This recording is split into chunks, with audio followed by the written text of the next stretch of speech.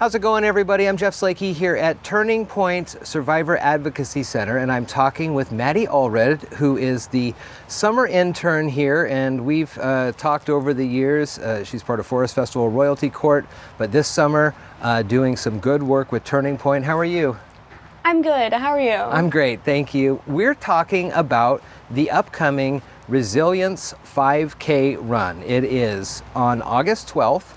Registration ongoing and day of at 7:30, and it's a 5K race.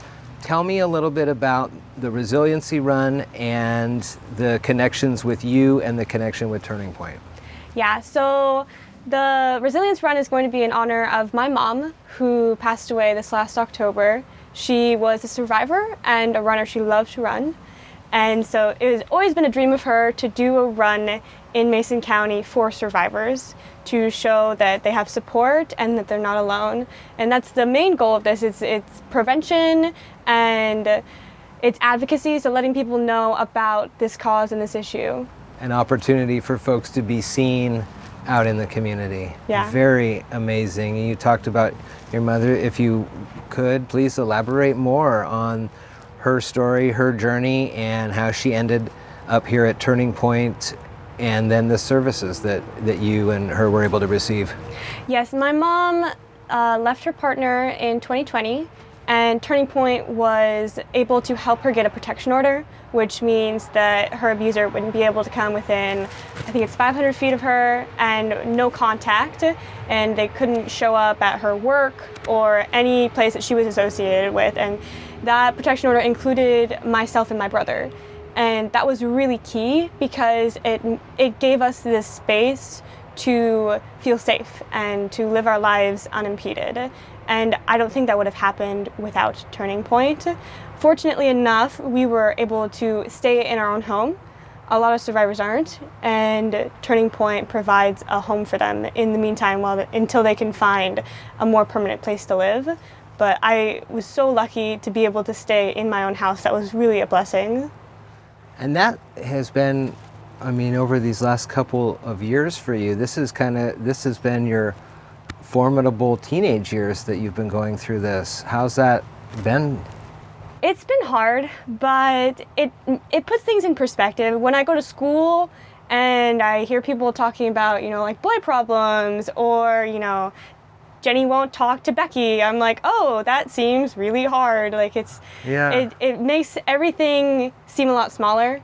And in that way, it's let me de-stress at school, and in my own performances, I feel like I can just go and try my best, and it's okay because at the end of the day, it won't make a huge difference on my future life. Is this one of your also platforms on the Royalty Court? Do you spend time, or are you able to talk about this when you're out representing Forest Festival?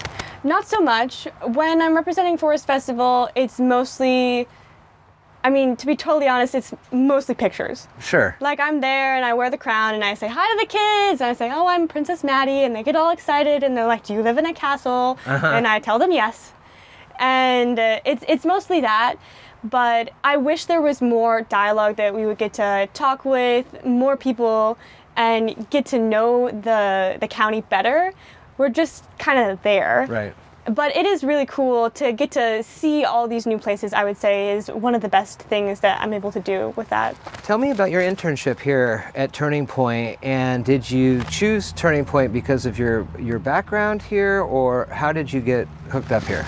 Yes, about a year and a half ago, I actually started volunteering at Turning Pointe, and I volunteered. I was their first youth volunteer, and I helped them get a program started to help teach teens how to talk to other teens about domestic violence and relationship abuse. So I'm still their only volunteer, but we're hoping to get more. I'm called a peer educator is my title, and I went through a 20-hour course with them, and I was their first peer educator, and now I have a certificate, which is pretty cool. But after that, they said that they were hoping they would be able to get a grant for an internship.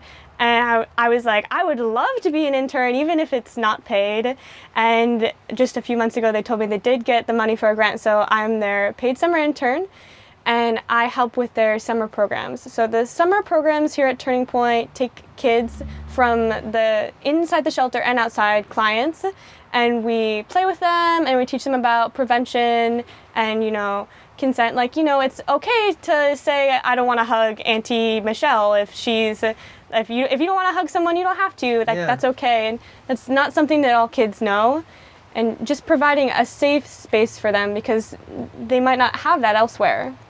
Have people at the high school, have students at the high school who know about your past, have they felt comfortable, or do you reach out to be a listening partner for folks, or you're there to tell them that Turning Point has resources available and things like that?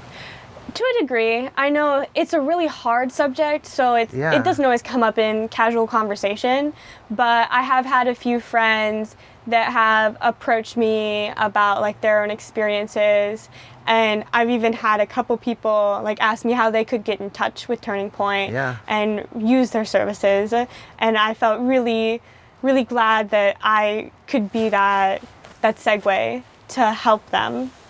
I know Turning Point has a 24-hour phone and now text line that you can get in with there if there's ever the need for that. Turning Point with an e.org online. I'll put the links to the show notes here. The Resilience Run, back to that, on August 12th. 7:30 is kind of the start of that final registration push. 8 o'clock is when it's going to happen. It's a 5K around Huff and Puff and then the Island Lake area.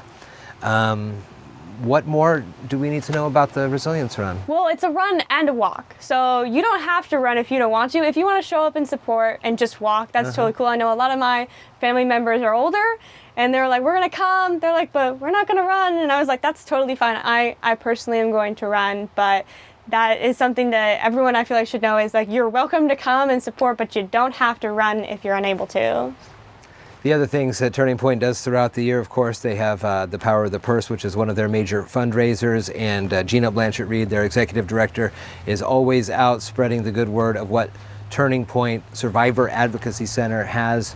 A beautiful facility in Shelton, one of the only ones here on the west side of the mountains, really, that is available for folks. And it is a good opportunity to learn more about them, again, online. The Resilience Run coming up August 12th.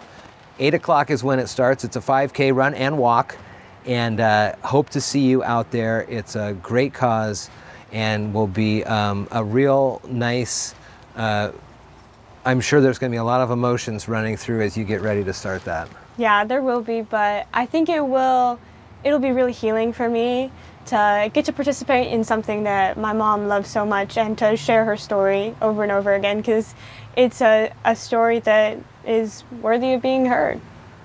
Thanks for your time. Thank you. Maddie, Allred, everybody.